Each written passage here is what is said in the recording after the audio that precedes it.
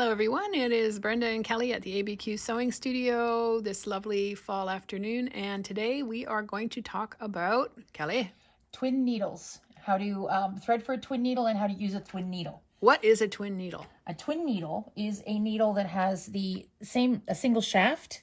So it fits in like a regular sewing machine needle, but it has two separate needles so that you get, where's that little sample I was just playing with?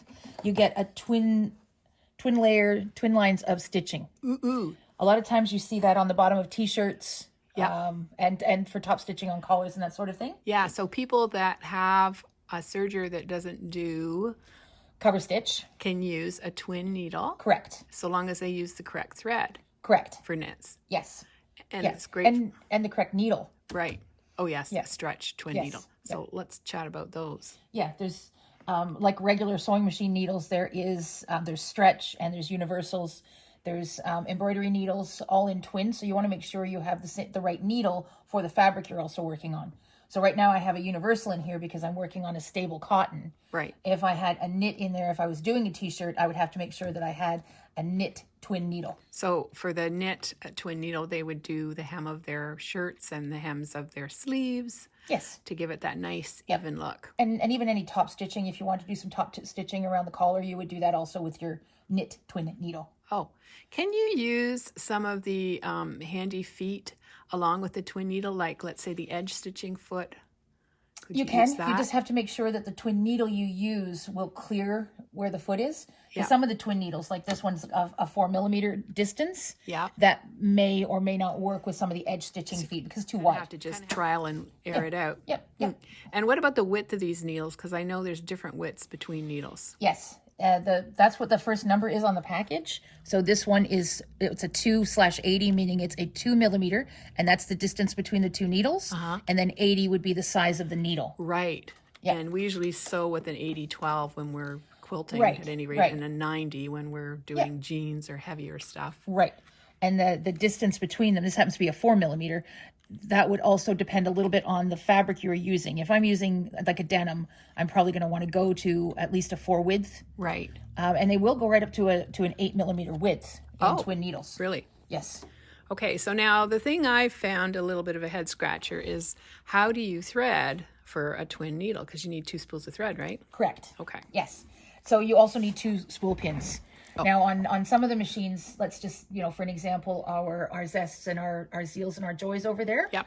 They will come with an auxiliary spool pin so that you have the 2 spool pins. And you have to put that in. You have to put that in. Now, a lot of the others, like some of these ones here, they have the auxiliary spool pin built right into the machine. Right. Or these ones like along here have an auxiliary spool pin that fits over the bobbin winder. Okay. But they all have to have 2 spool pins for this to work. And in this one's case, this is the one you wind your bobbin off of. So, correct. Yeah. But some have one that'll stick up straight. Does it matter if it is up straight or on its side? No. Doesn't matter. Okay. No. Well, it will matter sometimes if you're doing things like metallic threads or some of those really persnickety threads. Yeah. Then you need a metallic twin needle. So if it's one of those persnickety threads, you might have to play with that a little bit to get it to spool off. But regular thread shouldn't be an issue. And do you have to set up your machine for twin needle? That will depend on your machine. Okay. This one, for an example, it has a button there where I will push, and now it'll show me twin needle on the screen. And that's the button. And that's this button here. Yeah. Now, a lot of the other machines will have a twin needle setting. And what that will do, it will limit how much you can zigzag. Oh, right. Right? Because when you have a twin needle, you can zigzag with twin needle, but you can't necessarily do your full, say, 7mm swing if you've got a 4mm needle in there. Oh, I didn't know you could only go like a little bit. I didn't know you could do zigzag with it. Do you have to use the zigzag stitch that has triple stitch or anything? Or Nope. No, just a regular zigzag stitch. Okay. Well, that's kind of interesting. It'd be a nice look. It is a nice kind of fun look. Yeah. Yeah. And really fun, especially if you're using 2 different colors of thread. Right now, if I'm doing like a t-shirt or something, I tend to have the same thread in both my needles. But you can also do some funky stuff and have different colors. And so the back of the twin needle stitching is a bit of like a... It looks kind of like a zigzag. Zigzaggy business, right? So what happens when you've got a twin needle? This is just a 2mm. Yeah. You've still got one bobbin thread, so the bobbin thread is going back and forth between the 2 needles. Clever So thing. it looks a little zigzaggy on the back. Let's have another close look at the front. Yeah, see how nice and even that is? Ah, I know. Wonderful. It makes it look like you're a genius because you can sew two perfectly straight lines when really it's the needle doing all the work. Yeah. So on garment sewing, like let's say around a blazer, lapel, or you often see it there as a decorative stitch. And right now I'm making a jean skirt, and it talks about doing that on each side of your seams. Yes. And I mean, it would look really nice on lots of things. Yeah. And you can actually mimic a flat felt seam by using a twin needle, because that's the seam. Think down the side of your jeans where it's got that 2-line of stitching. Yeah. And that's generally where the 8mm width is going to come in with the twin needle. Right. But you can completely mimic the look of a flat felt seam just with your twin needle. Cool. Okay. Yeah, So lots of cool stuff. how do we actually thread this? Okay, so the important thing to remember is that you need to thread each thread separately, but you thread it exactly the same way as you would your regular sewing machine. So I'm just going to unthread this one right here because I do have them both threaded. Yep. So I'm just going to unthread this one and pull it down through here. Yeah, you should always pull your thread out at Always the bottom. pull the thread out through the bottom. It messes up your tension, right? It can do. If you pull it backwards. So we pull it back through there. Yeah. Okay, so I still have this one threaded. So this is my normal one. Which one does it matter which one you go through? Nope. Okay. Nope. So let's just unthread the whole kit and caboodle. Okay. And I just did a bad thing. I pulled it through. Oh, And it's on camera. Oh no. Oh, they're fired. You're fired. Yep. Okay, so there it is. It's inserted into this little needle hole there. Yep. Goes up into the shaft like a regular needle does. Yep. Okay. And then when I'm threading, I'm just going to thread this first one like I would normally thread a sewing machine. It doesn't matter however you normally thread your machine. Right. With the exception of you cannot use your needle threader. No. If you have a built-in needle threader, it will not work with a twin needle, and you have the chance you could damage it with a twin needle. So don't use your needle threader. No. Yeah, I know. Can you use your thread cutter? I think that would work. The thread cutter on the side, well, sometimes, again, that will depend a little bit on your machine. Some thread cutters don't work super well with a twin needle. So it's best to do all that stuff by hand. Yeah. So thread it So by I hand. thread this one. I thread it normally. I'm going to poke that through the eye of the needle. Yeah. Okay, so that's my left thread. Yeah.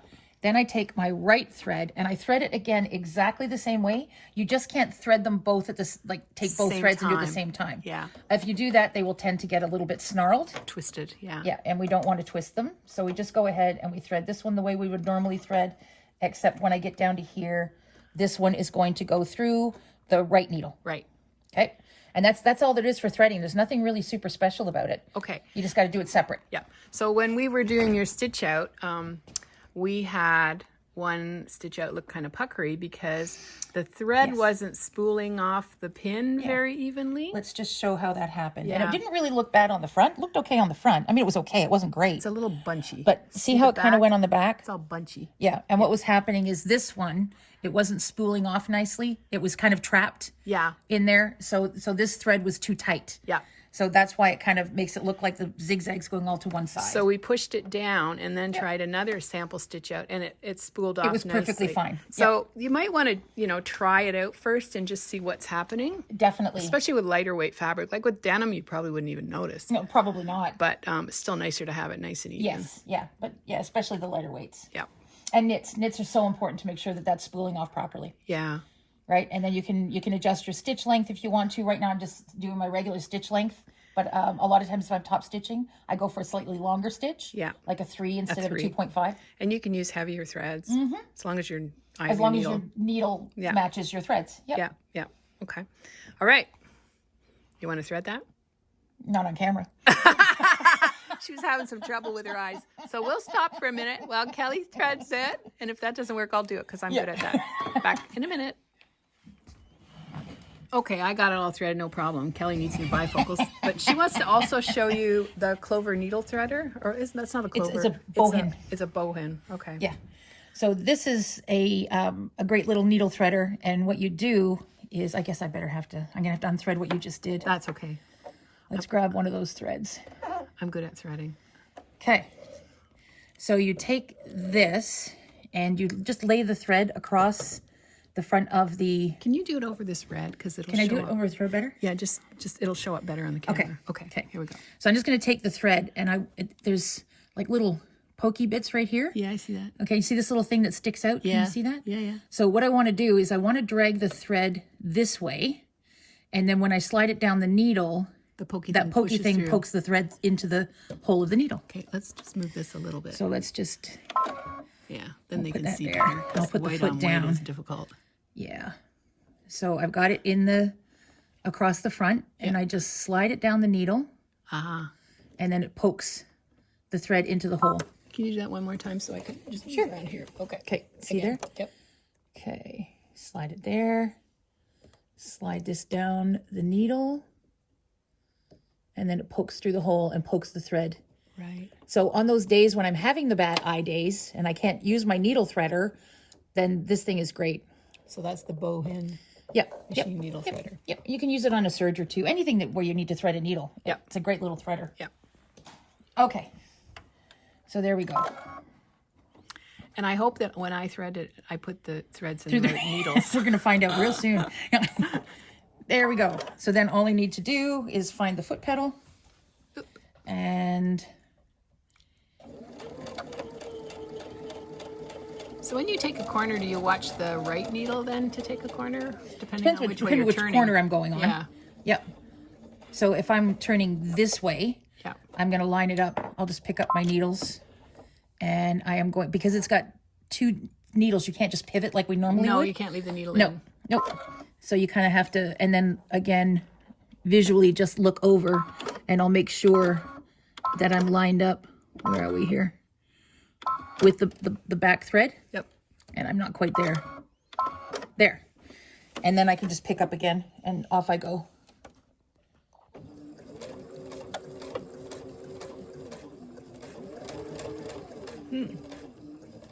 No, I missed a little bit. Just want to Sorry. lift my foot up. Yeah, sorry. There. I mean, I missed a little bit, but it's not that bad. Right.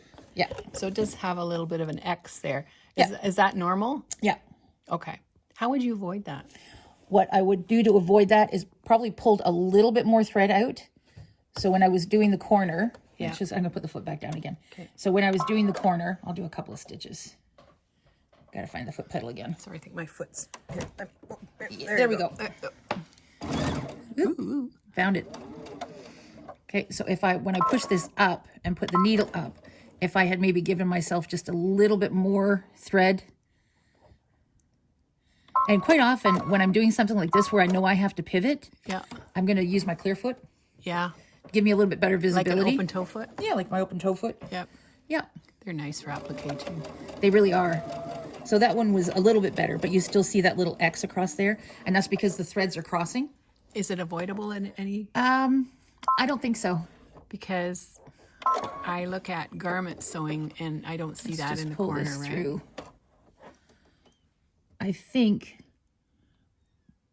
yeah. I think it's got to do that. I think it's got to do that because you've got that extra thread that has to go somewhere, Right. right? Yep.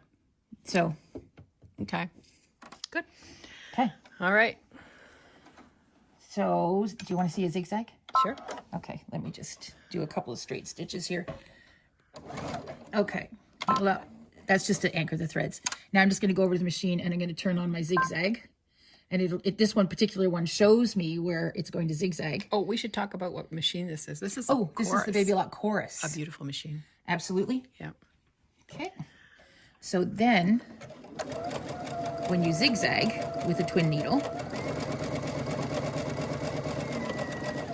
okay, because this is a very close twin needle, right? It still gives me this kind of really cool double line of stitching. Yeah. And if I had a needle, of course, if we were using that little 4mm one, there would be a bigger gap in between the two. Yep. Yep. Or I would be able to do a wider zigzag. Yep. Yeah. So it's kind of a neat look. Yeah. I can see an applique with a tractor or something and someone using that for tire tracks. Absolutely. Yes. And you can embroider with twin needles too. Oh, Yeah. should we do a little? Just a little something? One of those simple stitches? Yeah. Okay. Let's see which ones we can do. Let's go into our decoratives and let's try. It'll tell us, I suppose, if we can't do it. No, It's, that one looks like a little bit of just too tight. yeah. Let's try that one. So it shows us what we're getting here too. That's Yes. pretty. Yeah. That is pretty. This one's not too bad at all. Okay, let's just. Oops. I guess I better move over a little bit, hadn't I? Yeah. Otherwise, we're going to be on top of something I've already done. Yeah. Okay. All right. And there we go. So this is going to be a little bit of a forward and back motion because that's the stitch itself. It does that forward and back thing. This would do some nice heirloom stitching. Yeah. And any stitch that isn't too wide will work. Yeah. I'm going over some stitches I already did. Yeah. We're making a compound stitch here. Yeah, it's very complicated. There we go. Let's just pull this up so you can see what it looks like. Remember, don't cut your threads. And so this is, that's when I started to do compound, but that's kind of what it looks like. So it makes a very... Chicken tracks. Yeah. Totally different looking stitch than what would be if you were doing this with a single needle, what it would look like. Yeah, that's fine. Yeah. Okay. It does some fun stuff. All right. We have lots of twin needles. We have lots of twin needles, lots of different sizes of twin needles. We have lots of sewing machines. We absolutely do. We have lots of thread. Again, we absolutely do. Please visit us for one of the above. Okay, Kelley, thanks very much. Welcome. Bye now. Bye. Okay, everyone, just an aside, I'm back at my home studio, and I had asked Kelley if it might be possible to use the edge joining foot to run along a seam. There's kind of a denim seam to do the twin needle stitching. But I discovered, this wasn't done with that, but that's not possible because you can move your needle, no problem with that, but it never goes far enough over to actually get your stitching in the correct position on your denim seam. So what I did find out was that the quilt binding foot works like a dream. So I'm going to show you that right now. Oh, but before I do, there's a couple other things I wanted to mention. You'll come around here, Rob. Here are my 2 spools of thread on my machine. And one thing Kelley mentioned to me after we were all done filming was that the thread has to come off the top of the spool when it's in the horizontal position for the second needle. And there's another thing I wanted to tell you, that I had put one of these spool caps on the machine, but it was the wrong size. So I've had to resort to a smaller one here because the thread has to spool off evenly. With this unit here, it was getting stuck every so often. So that would cause the stitching to be uneven. And Rob mentioned something when I was talking about twin needles. He said, how does that work at the back? Are the needles offset? And I said, I don't think so, but in fact they are. So if you look at this closely, the needle on the left is a little bit lower than the needle on the right. So, you know, if you're into the mechanics of it, that's how that works. Anyway, now I'm going to show you how the binding foot works. First of all, I'm using this needle in the machine. It's a Schmetz 4mm 80. Which means the needles are 4 millimeters apart and it's an 80 weight needle. A 90 weight needle would have been great, but I just don't happen to have one here today. I'm making this skirt. It's one of the patterns we sell called the Lennox Woven Skirt by StyleArc, and it's a jean skirt and it has lots of twin needle detail on it. So I'm just going to show you how that works with the binding foot. So when I sew this, I'm going to use this quilt binding foot for the baby lock machine.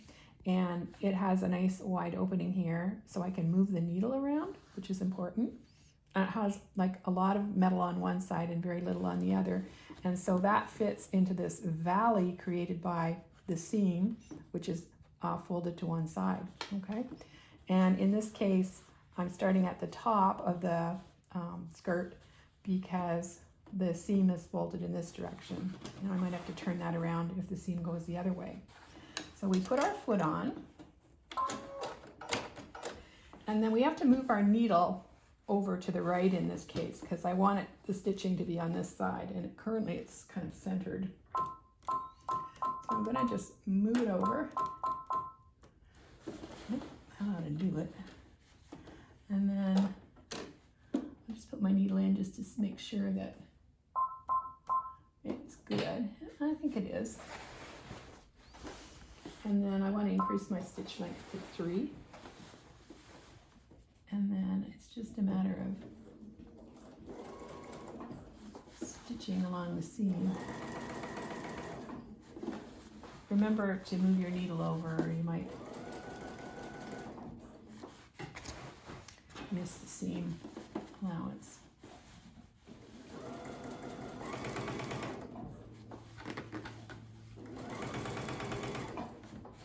Quite a heavy bit of fabric, so I have to lift it. But it's nice that you don't have to, concentrate on where your needle is falling with this quilt binding fold. So if you don't have one of these, you might want to. They run about $25, $26. So let's have a look here. Looks pretty nice and even, doesn't it? So that's how it's done, girls and fellas, if you're out there.